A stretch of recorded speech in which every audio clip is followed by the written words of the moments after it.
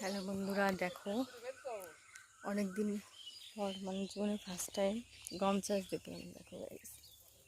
দেখো গাইস গম চাষ দেখেছো গাইস। দেখো গাইস গম চাষ দেখো, গম চাষ দেখিনি আমি।